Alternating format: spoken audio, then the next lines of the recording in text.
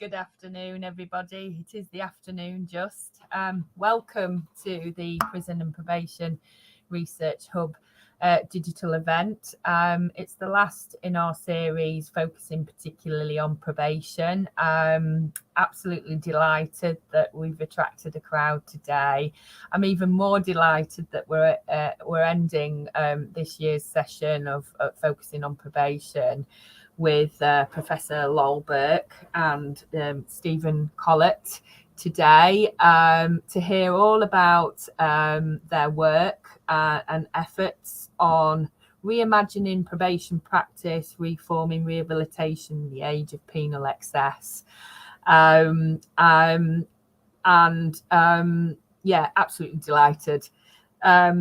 So over to Lol and Steve to tell us all about the work that they've done in collaboration with others. Good afternoon, chaps. Good afternoon, Victoria. Good afternoon. Excellent. Welcome to our probation focused event. Over to you when you're ready. What I want to say is to the audience that are tuning in today, if they do have questions, just pop them in the chat and we'll have some time at the end of the session to answer your questions and generate a discussion. So thanks again, colleagues. Okay, thanks, Steve. Hello, everybody, and thanks very much for joining us. And I hope we can spend the next half an hour explaining essentially the title of the book, why we called it that, and what it's about. And I'll start off the presentation with the first few slides, and then Lol will take over. Just before I do, though, just a few thanks, really. First of all, to Vicky and her colleagues at DMU, and specifically Holly Norton, who's assuaged all our worries about the technology yesterday. So we're looking forward to this. We also need to acknowledge the editorial team of the book because we're not the sole authors. Nicola Carr, Emma Cluley, and Fergus McNeill are the other three editors. And of course, we need to acknowledge our contributors, of which there are, I think it's 23 separate authors to the edited collection. And we're linked very closely on the development of this book with the Probation Journal. And I'd like to give a really strong plug to the contribution of the Probation Journal to our thinking around this book. Not merely the content of it, but actually the way we've gone about it. And we took our preliminary ideas about how we wanted the book to develop to an editorial board meeting, a couple of years back. And the board there have been fantastic in developing our thinking about the way we have approached the book. And I guess that means I should also thank NAPO, because NAPO have been incredibly supportive of the Probation Journal over many, many years, and particularly now in these relatively difficult times. As you'll appreciate as we go through the slides, this is part of a number of books that we've published. And we also would like to just acknowledge Tom Sutton, who's the criminology editor at Routledge, who has really pushed us to develop our thinking along the lines that you'll hear in a minute. And in that connection, I know he's not able to be here today, but Lol and I would just like to recognise the contribution Professor Rob Canton has made to our thinking. I think it's safe to say, Lol, that Rob has been an inspiration to us for many years in terms of his publications, particularly for me, the most recent one on punishment. And thank you very much, Rob. And finally, for those of you who wish to buy the book in future, this is always a bit of a plug, isn't it? Just to let you know that what royalties that it will develop will be paid directly to the Edridge Fund, which, for those of you who don't know, is the fund to help probation staff in difficulties. So we move on. Thank you. Basically, the approach we're taking is to kind of outline the context, argue for why we need to reimagine rehabilitation, reimagine probation practice once again. Everything seems to be reimagined these days.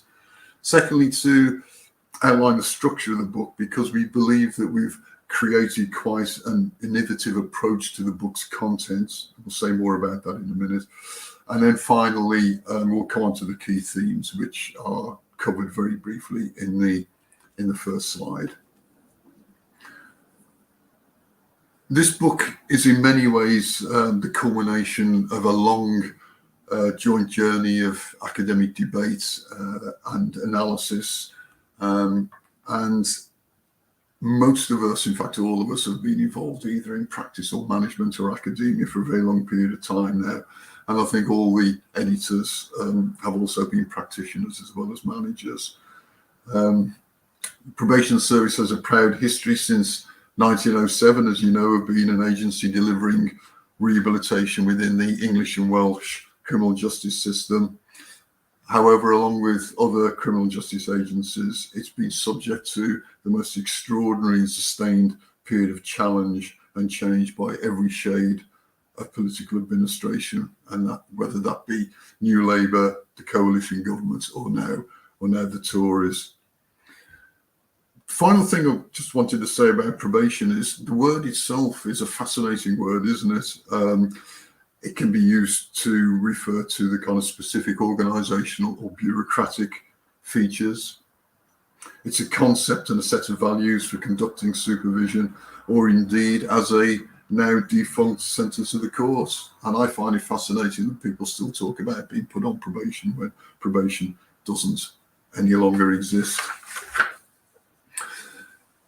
Final thing on this slide, I just wanted to read an extract from Alan Bennett's diary of 2014. And in a way, it was the starting point for Lol and me as we were thinking about our first book, Delivering Rehabilitation. And it set us thinking really hard that this member of the public with no connections with probation would say this. I won't try and do the accent. November the 8th, Leeds. Walking along Wellington Street towards City Square, I passed the offices of the Probation Service, now plastered with protest leaflets and posters from NAPO against the selling off of the service, protests that in my view are wholly justified.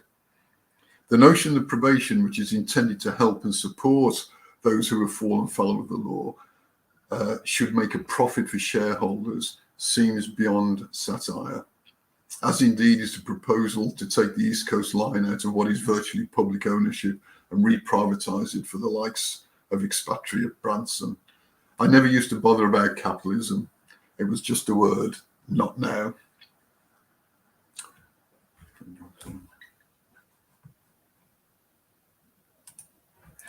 Right, so why are we reimagining rehabilitation? We've outlined the key issues there, and I won't say a lot more than that, other than I think we have to recognise that the world of probation, the world of working with those who commit offences, has become much more complex and challenging and contested of late. We've also got the impact of new technologies and the potential for electronic monitoring and indeed artificial intelligence. Secondly, we've come through a gruesome period with the failure of transforming rehabilitation. Most of us predicted it would fail, and it has done. And now we're in a different set of circumstances with an organisation now fighting to restructure itself. Thirdly, clearly major cultural and social changes post-pandemic, and we're already looking at research about notions of blended supervision and the role of technology in that. So it's a slightly different world beyond the pandemic. Connected to that, I think the public now hopefully are much clearer about their understanding of entrenched levels of poverty and inequality. And I think and I hope there is a greater sympathy for the plight of people who are on the margins of our society. And that's writ large in terms of what we know about the inequalities through the prisms of race, gender, and disability. The Me Too and the Black Lives Matter movements have been crucial in that. But almost every day we get more evidence of the way in which race and gender and disability affect people generally and specifically in the criminal justice system. And then finally, I think one thing that has been demonstrated during COVID is the capacity of communities to mobilise themselves. And I think, as we'll come on and discuss it a bit later, we can begin to see probation perhaps as a bridging institution between people who are subject to supervision and wider social institutions and resources within the community.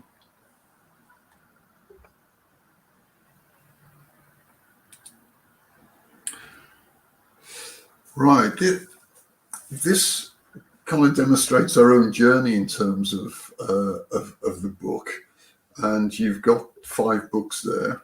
I want to deal with the first 2, and I'm sure a number of the audience will have read them, but they're fairly old now, which is the work by Hilary Walker and Bill Beaumont.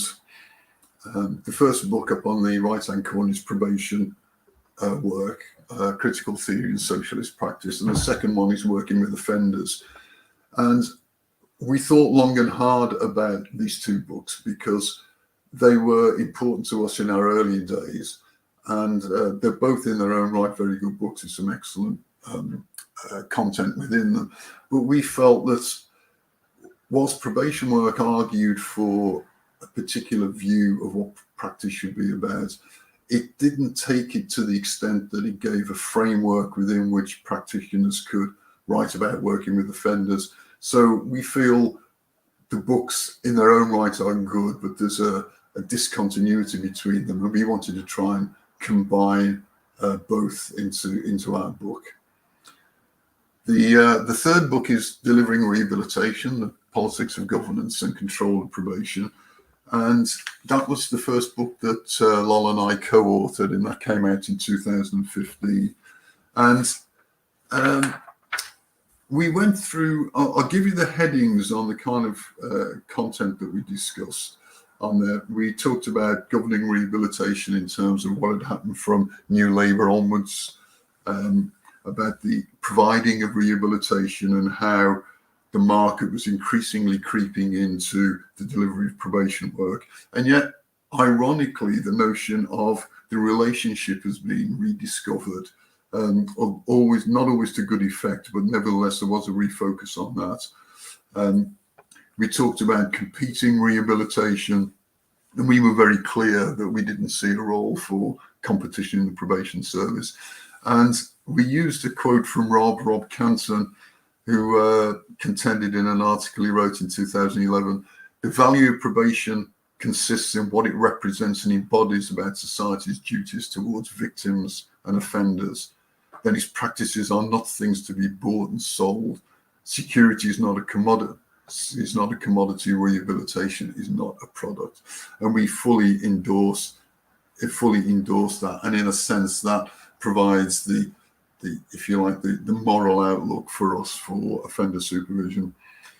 We also covered widening rehabilitation. That was where we got into notions around civic renewal and the ill-fated big society of Cameron, and began to explore issues about how you develop social structures within society to support rehabilitation. And then finally in that book, we looked at, and we used the 2011 riots as a case example really, but we looked at the way in which the focus on blame was being moved around. And we know that normally individuals get blamed for their actions solely. They get responsibilized for the fact that they commit offences. But we saw in the way the governments were responding to the criminal justice system that increasingly it was the agencies that were being accused of failing. So it was almost as if the individuals were just bystanders in all this, and we were the ones who were responsible. And I'll just quote you from a comment Ken Clark made, who you will remember is always lauded as a liberal in the Conservative Party. And he said this after the riots, excuse me, "It's not yet widely recognised, but the hardcore of the rioters were in fact known criminals. Close to 3/4 of those aged 18 and over charged with riot offences already had a prior conviction.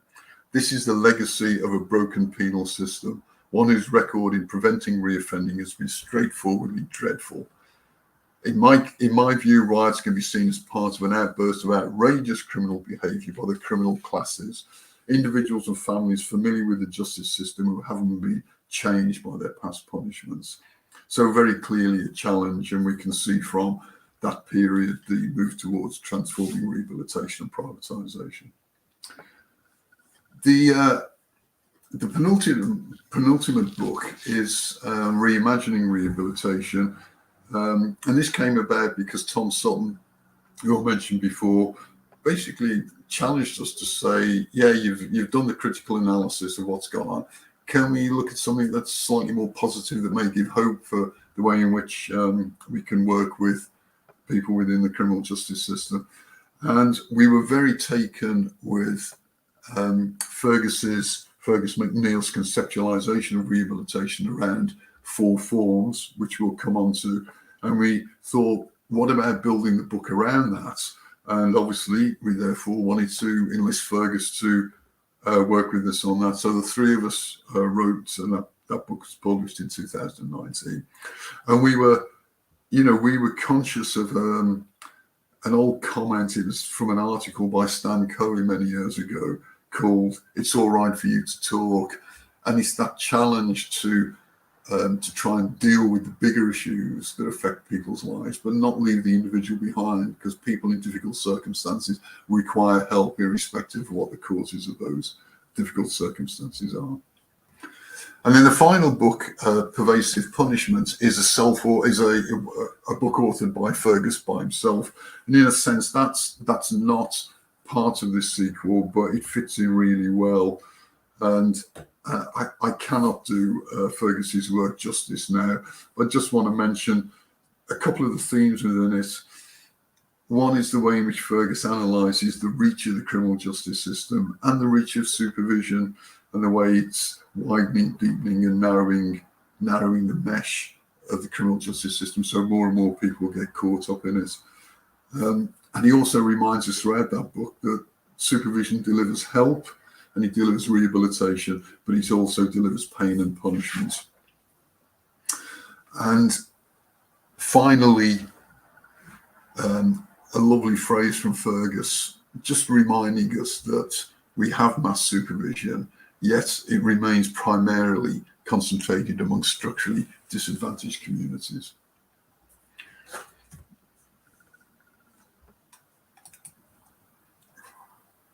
Oops. Right. So we're now moving on to the book itself, and these are the 4 forms around which we based the book. And you can see personal, legal, social, and moral. I haven't got time to say much about that, but Fergus's conceptualization was within these 4 forms. Personal developments around that, the ability to work with individuals, often on an individual level, on a group level, to help with their own personal capacity, sometimes called correctional supervision. Second was legal, and I strayed a bit, because I wrote the chapter on the book on this, away from the kind of the strict view of legal rehabilitation, which tends to focus on the impact of criminal convictions and the long tail of those convictions in terms of people being able to regain their full status as citizens. And for some people, Shadman, for example, would argue that you cannot be fully rehabilitated without dealing with legal rehabilitation.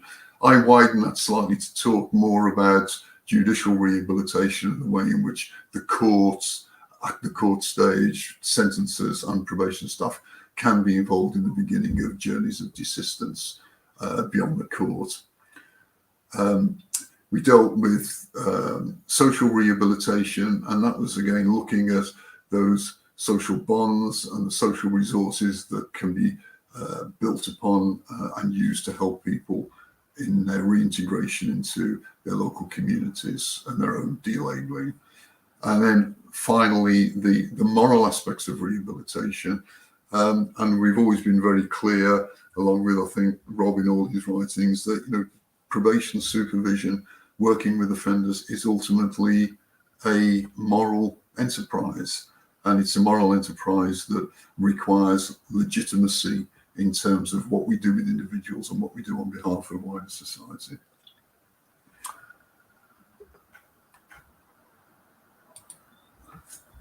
So the three principles we dealt with was, again, that Ferguson identified as parsimony, proportionality, and productiveness. And by that, what Fergus meant was that we are as parsimonious as possible with the supervision.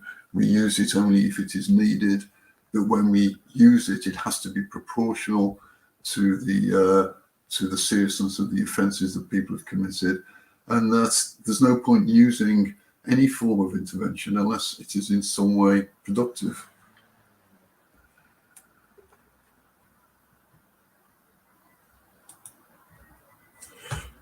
And then how we are reimagining in terms of the structure of the book. We decided that we would use settings rather than themes to develop the individual chapters. And there are pros and cons to this, but we thought that by using settings, it doesn't confine people to particular spaces. And these may be settings in the community or in buildings such as the court, or in fact, in a much wider sense in terms of the application of electronic monitoring. And you can see there that they're pretty standard settings. But what we did think was it would allow within those settings individual authors to integrate key issues around race, gender, and disability as well. So I won't labour through those. Just to say, for each of those settings, we had a practitioner and an academic working together to develop the individual chapters.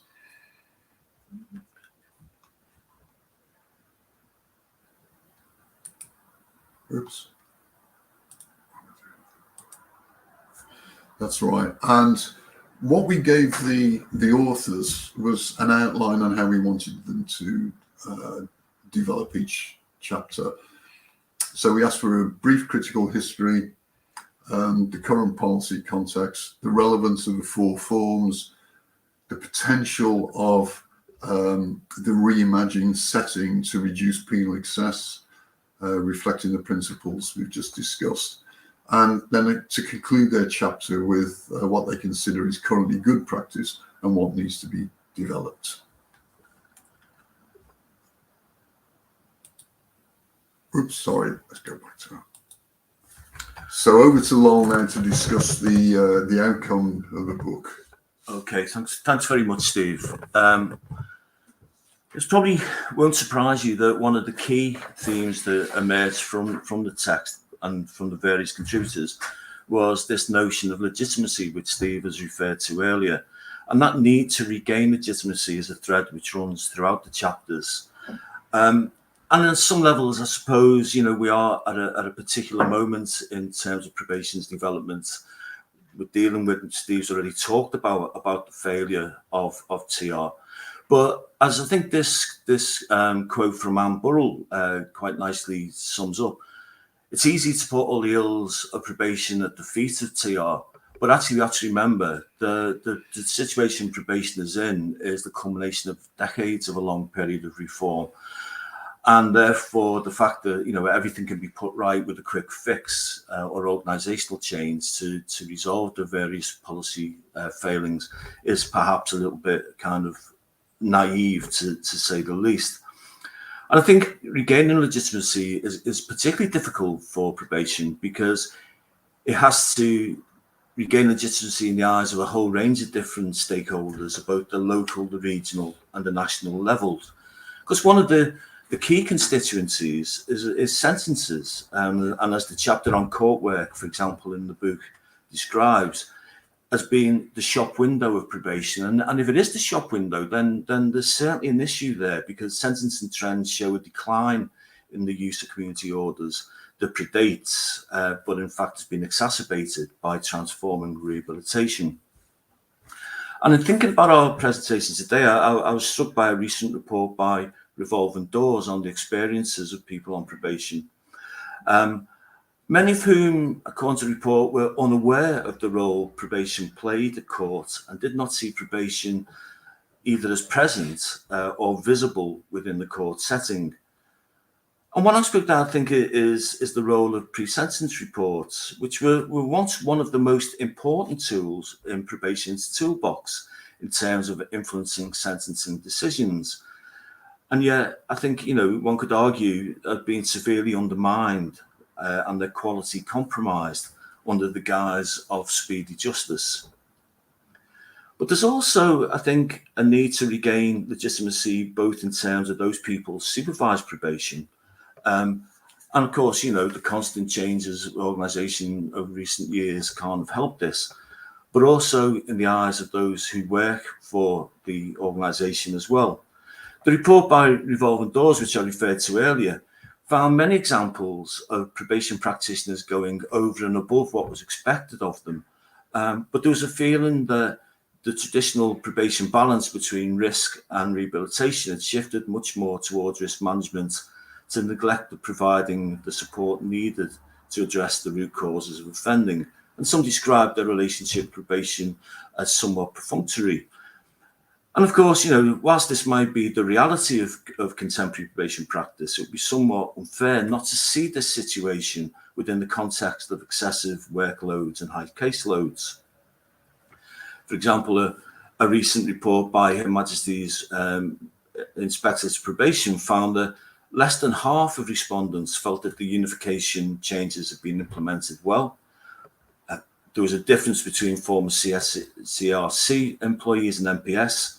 CRC employees tended to be significantly less satisfied with the implementation of the changes than those former MPS employees. And when asked about whether they felt positive about working for the probation service, then it fell from 81% of those who were employed for less than 1 year to 57% for those employed more than 5 years. So I think there's also there's a real kind of issue of legitimacy to be gained amongst those who are employed by the service. And at the moment, of course, this is happening with a chronic shortage of staff nationally, which is undermining the improvements sought by the probation reform programme. The second theme, and again, this is a theme which Steve has referred to, is that of relationships. And I'm sure it will perhaps surprise few on this call that the importance of relationships was a recurring theme throughout the chapters. As one of the contributors to the edition notes, and you can see that here, who is in the room and their capacities to engage people meaningfully in the processes of change is equally as important as what is being delivered. And of course, within the book, the various contributors talk about the need to develop relational spaces. But if probation is to become a practice based on relational spaces, then it needs time, and time depends on resources. The bottom line is that good probation work cannot be undertaken on the cheap, largely because changing entrenched and complex behaviours is a long-term matter that doesn't always sit easily within short-term policy goals. So stressful and demanding environments carrying excessive workloads are not conducive to building professional relationships and development of desistance-focused practices, we would argue.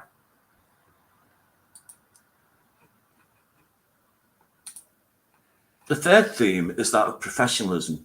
And again, I suppose it links to the idea of relational spaces in the sense that practitioners need space to reflect upon and interrogate their own practice or engage with best practice, as the case may be, in emerging research.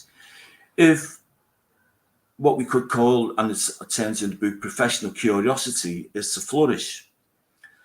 And this, in some respects, one could argue, should begin during training. But as the chapter on education and training highlights, there's actually fairly limited opportunities for true reflection within our current training program in probation, which tends to be quite overly task-based. And that's not a criticism of people who are delivering it or the nature of the program, but it's just the fact that it's now having so much to be done within a short periods of time makes that kind of reflective process much more difficult.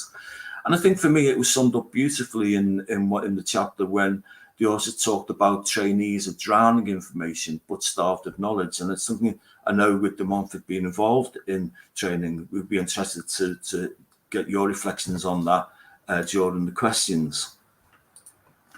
The next key theme that comes through is that of restoring and building new social bonds. And of course, individual supervision requires creative thinking, not just about the work that's happening when the supervisee and the supervisor are in the room, as we said in the previous slide, but also about the wider world in which this interaction takes place.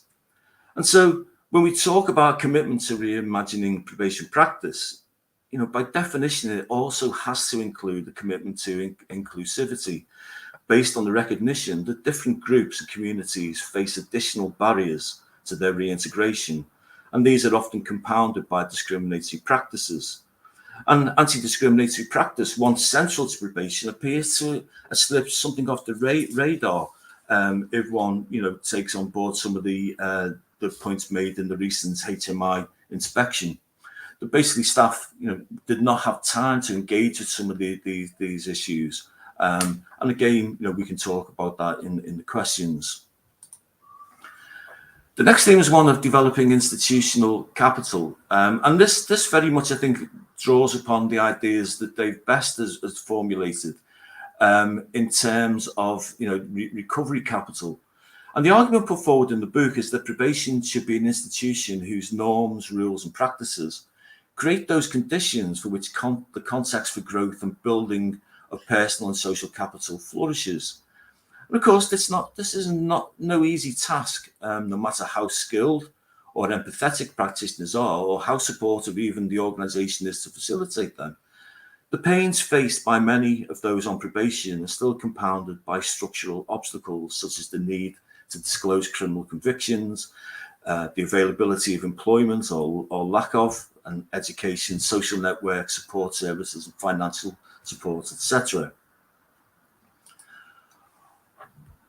Another theme which comes from the book is one what we term campaigning for change. And our discussion, I think, on developing institutional justice leads us in some ways, links us to this in a sense that the need for an independent professional voice to challenge the current status quo seems to be lacking a little bit at the moment. And and we'd argue that that voice is needed because a passive acceptance of central government directives is hardly fertile ground for reimagining probation practice. The probation voice has been, I would argue, notably silenced in terms of speaking out against the exclusion, marginalisation, and discrimination that many probation practitioners encounter on a daily basis in their work.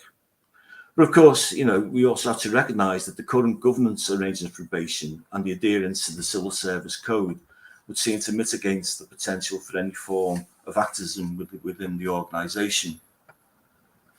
And then in the final chapter of the book, Mike Nellis discusses the implications of technological advances for probation in terms of what these might mean for the type of probation work undertaken, what skills probation workers will need, and the implications for those subject to probation supervision interventions. And of course, Steve has alluded to earlier, time was when EM was the most obvious and dramatic technological challenge for probation.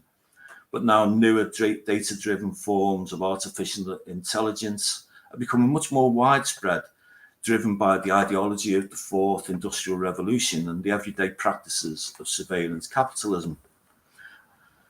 And of course, artificial intelligence has and will continue to bring new and important benefits to society and generate new insights that are feeding into our criminal justice system. But these new technological advances bestow immense power on the existing state and commercial authorities and make safeguards for those subject to them even harder to implement. Real-time surveillance of individual probation workers and those on probation, people on probation, involving incessant digital oversight, may well mean that what becomes important is a question of who works better in terms of rationing scarce resources as opposed to what works. And Mike raises the question as to why rehabilitation and social justice even matter in such a technocratic enterprise.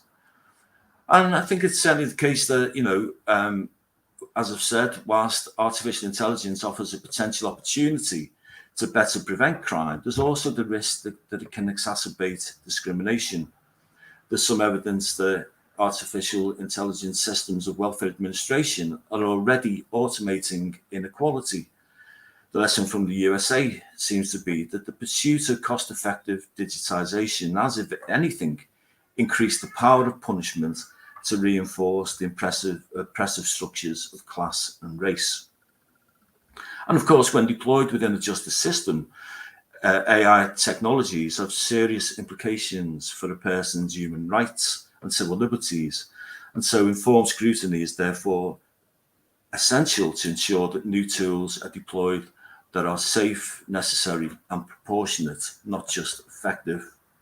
So hopefully, I've very quickly gone through the key themes of the book there, and I'm sure I haven't done them fully justice, but hopefully the book will demonstrate, not only areas of good practice, but also provides an alternative vision for probation that in some ways will hopefully avoid some of the more dystopian potentials of the data-driven service delivery, which are referred to in the final chapter. Okay, thank you very much. Thanks, guys. A lot to cover there. Wow, thank you.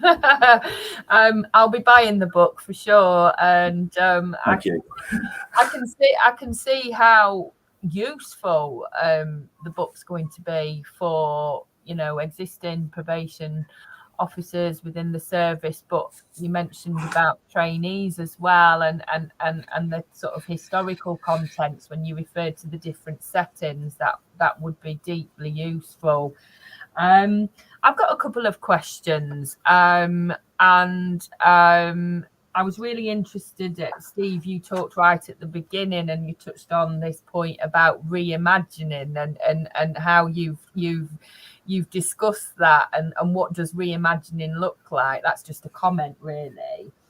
And you talk very strongly about rehabilitation and certainly with Fergus's work on desistance. How have those tensions between rehabilitation and desistance been tackled in your book? And I suppose as an editorial team, I'm sure you've had some lively discussions about that. Could you say a little bit more about that? Start off with an easy one. Yeah, we do actually. I think I can't talk for Fergus, but I think our view is that desistance is the process of desistance is a more narrow concept than the wider concept of rehabilitation, which by definition rehabilitation is beyond the individual. So it's not what we're trying to do is to get a balance between saying people in difficulty require and often seek help to begin their journeys towards crime-free life and to restructure their own view of themselves and their own reintegration. And that kind of desistance journey is incredibly important, central to their lives, and can go up and down. That is one aspect of a process of rehabilitation, and what rehabilitation has to stress, and that's why we use the 4 themes, is the not just the personal, of which desistance is part of it, but the moral, social, and the legal. Yeah. Okay. Thank you. And that lovely quote that you put up, Lol, about trainees are drowning in info but starved of knowledge. Does that go beyond trainees though? I'm just thinking about, existing practitioners and with, information comes in, we're doing this now, we're doing that now, and it's, you just need to get on with it. Could you say more about that? And what are your views on that? It's a brilliant quote. Yeah, I mean, I was very, very much struck by it. And I think you're right. I think you're absolutely right, Vic. I mean, in a sense that, yeah, it's, training is only, I think, in some ways embeds that process, and then it's carried through, because immediately someone finishes training, they then straight into carrying heavy workloads. And I think, we are at a very, very difficult situation at the moment, because even with the best forecasts of new trainees coming through, it's going to take a couple of years for probation to get to any kind of stability.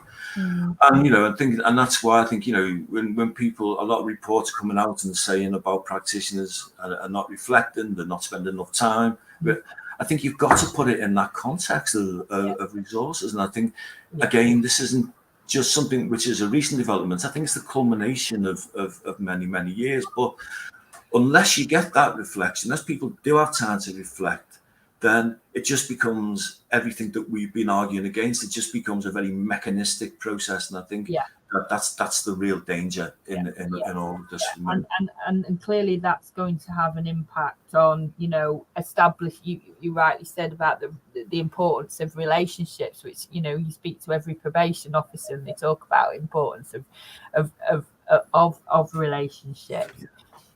Something else that was of interest to me, you touched on this notion of being creative, probation officers or workers being creative with the people that they're supporting.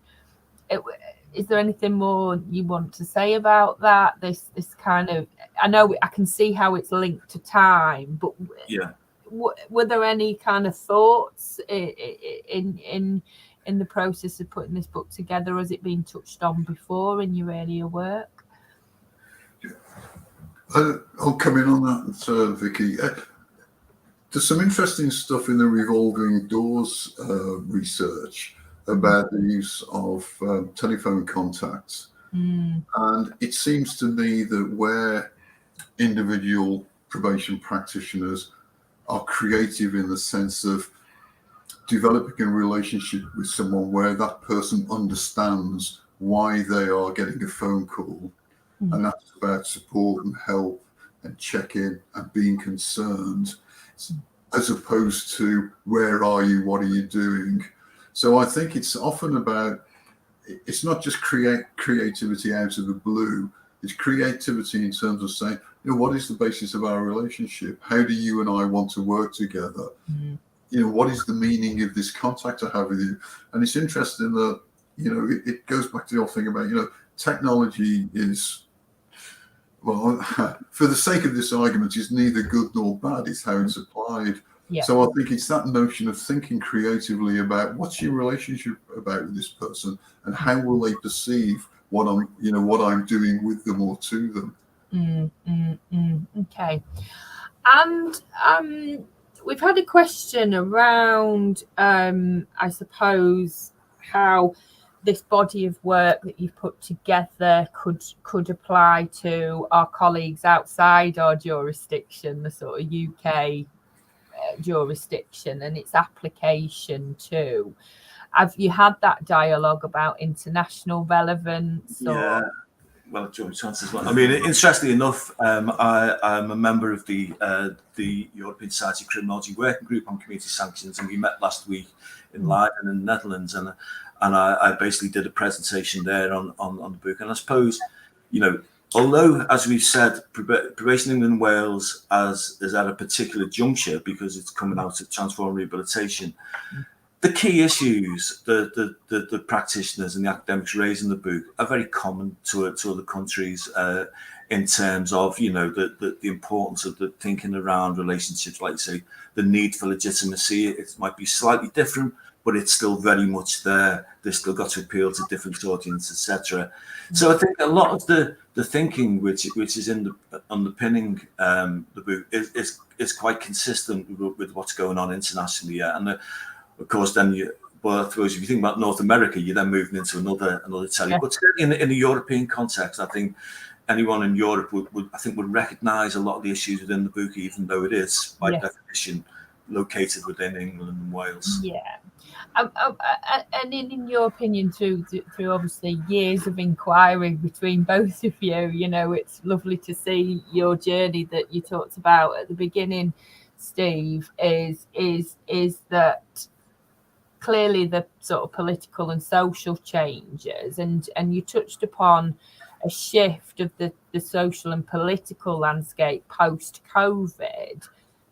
What did you mean by that? Could you extend on that? Because it's not just TR, it's the zeitgeist. Well, I'll give you an example of members in the audience will have come across pantries, which are kind of alternative food banks, where they have a vision around it's about saving food, community engagement, eradicating poverty, and then the distribution of food is part of that. But that's come about in a way. So they've almost looked at the food bank model and said, no, this isn't right. You know, we're talking about people who are not only at the margins of society, but actually are quite often isolated within their own communities. So I just think that there are kind of green shoots of that kind of development because people have had to look more to the local. And, you know, it's an optimistic view, but I just wonder whether we can begin to use that re-emphasis on the local and solutions beyond the state to help reintegrate offenders. I must make it clear, I mean, I believe in the state provision of rehabilitative services, but, you know, they have to do the heavy lifting, but it's all stuff in and around and in between. The one caveat to that is I am relatively pessimistic about some of the voluntary community sector, where I think that whole sector has changed now and is expected to do the kind of heavy lifting that the state used to do. So I'm not pinning my hopes on lots of local community organisations growing up, you know, delivering rehabilitation. But I do think there's a kind of better sense that we're all in it together than we were before. Yeah, and that it's about those partnerships. And do you see then that the role of the probation officer today then it's about, and perhaps this links to I think what I picked up on around the sort of creative notions of brokering and bridging communities there. Just a question that I've asked every participant of our session is, I think it's obviously quite common within the context of criminal justice and criminology that often what we're talking about is problems, and how do we resolve those problems. To listeners out there today, many of which I know are practitioners who are tuning in, what can we do then to help? You know, certainly when was it the challenge that you had to obviously reflect on probation in a more positive light? Was it around hope? Was it that stimulated that sort of thinking? But this idea of what can people do on the ground that are delivering probation and voluntary services? What any thoughts, or what do academics need to do? What do politicians need to do? I know it's a big ask, but is there something? I mean, I think, you know, one thing I wouldn't want to give the impression with that we would ever talk about a golden age of probation, and suddenly everything's awful now, but it was really good once, because you know, there's always been tension within that. And I think, you know, the fact that even you know, at this stage in our lives and our careers, we're still writing about these issues and still concerned about them, is based on hope, as you quite rightly say. That you know, we fundamentally believe in what probation, the mechanism of probation, and I know that's a highly contested kind of thing, but in terms of what probation tries to do, it still drives us in terms of our writing, even if we don't agree with the kind of policy context with which it happens. And I think, you know, it's very difficult, you know, for current practitioners, and we're the first to acknowledge that, for all the reasons we've talked about today. And again, it was interesting when we spoke to a branch of NAPO about 3 weeks ago, you know, and we talked about when we talked about this notion about campaigning for change, and they basically said, yeah, but it's very difficult for practitioners to campaign for change now, because obviously it's very much a centralized system, etc. And that's whereby they need academics to speak in some respects for them. So I think there's a challenge for both academics working with practitioners, so that those voices are heard. And you know, I know at De Montfort and yourself, Vic, you know, have been very much kind of promoting this idea of a pracademic, and hopefully our book in a small way contribute to that in trying to bring those voices together. And I think together, you know, they do produce very powerful results. As I said, not only about kind of creating alternative visions, but locating them within the realities of the lived experience of practice. Yeah. Steve, I don't know if you want. Yeah, that's spot on. I mean, I'd say as well to practitioners who are listening is write, read, think, and write. There's nothing to stop you publishing, and particularly with a journal like the Probation Journal, there's always help on hand. And I think what we don't want to see is the kind of academization,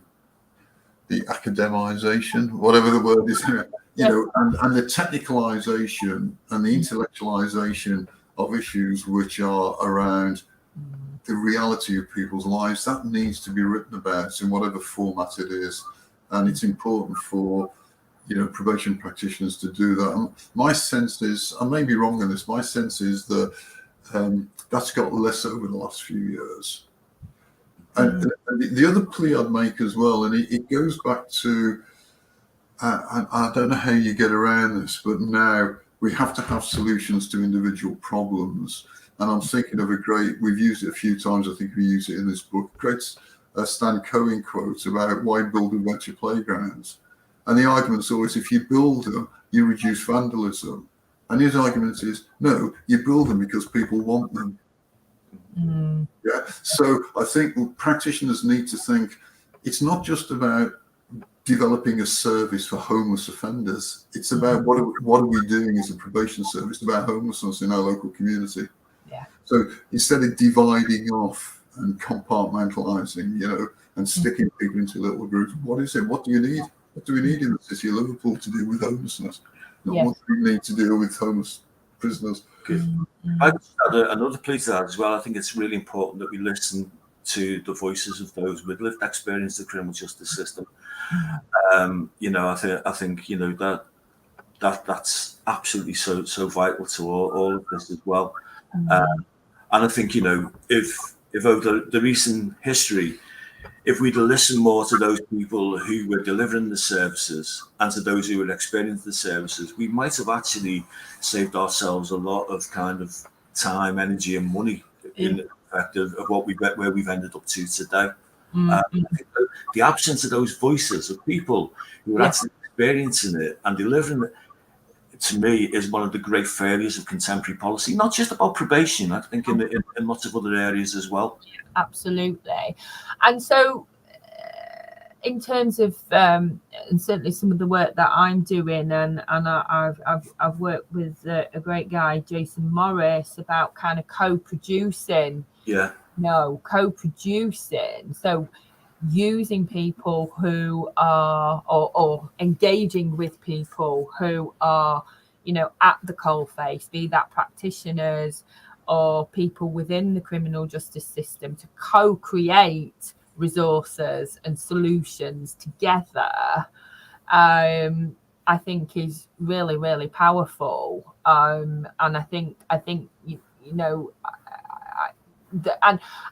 then the effect that has on not only, in terms of using time more meaningfully, but giving that hope and giving them the spirit as well to kind of have that voice and confidence to engage and speak out, for example. Really powerful. So creative methodologies. Yeah, absolutely. No, and I'm glad you referred to that notion of co-production there, because I suppose in one level, the book itself is a model of co-production. Bringing the academics and practitioners. So, would you mind just saying a little bit about, so each of the settings that you described? So you had an academic and a practitioner working together. How did you bring those partnerships together, or were they self-evident? No, in fact, we made a conscious decision. Probably why we didn't approach Rob. We made a conscious decision to try and get a fresh group of academics and practitioners writing together. I mean, there are some old faces amongst the academics, but with the practitioners, we used the probation journal. I mentioned that before about, people that they knew in the field who had a particular interest in an area, or someone had written a practice note for the probation journal. So it's quite partial on that. But I think not all of them, but I think the majority of the practitioner contributors, this will be one of their first few publications. Wow. Oh, that's really I wouldn't swear to that, but certainly in terms of chapters. So, we did try to get people who got real kind of cutting edge, up-to-date knowledge paired with someone who'd already researched in the area. Oh, fantastic. I hope that's really inspirational for people sat listening today. Well, I can't, you tell me, Vicky, if a practitioner rang you up and said, I'd love to do a piece on this and this, is there anyone in the departments who could work with me on this? You'd bite the hand off, wouldn't you? Absolutely. I love working with practitioners. Absolutely enjoy that process of learning more deeply about practice, for sure. Well, congratulations both on the forthcoming book. It's out in August. Out in August, yeah. But it's up on Routledge's website already, is it? Yeah. So it's going to print. Yeah. Oh, fantastic. Is there anything else you want to say before we end today's session? No, just, thank you very much. And absolutely. just, we mustn't take for granted the fact, that probation it's a word that people understand. It's a word that has resonance. Probation's got a fantastic history. It's something we need to cling on to, we need to build on. And I think, hopefully you've got a new generation of people who can do that. Mm-hmm. Okay. Thank you both so much for your valuable time and the time you've put into this. Best of luck with the book, and extend my thanks to your co-editors as well. Thanks for sort of ending nicely on the importance of probation, both be in the past and moving forward. So thank you so much. And I'll be in touch. Okay, thanks very much. Okay, bye. Thanks for joining us, guys, today. We will make this session public, so you can rewatch it at your leisure. If anyone's got any direct questions, some people are a bit shy, Lol and Steve, at putting questions on a public forum. If I can send them on your behalf. Are you okay? Absolutely. With that? Yeah, definitely. That's lovely. Okay. Thanks now, guys. Take care and have a good day. Okay. Bye. Thank you. Thank you. Bye now. Bye.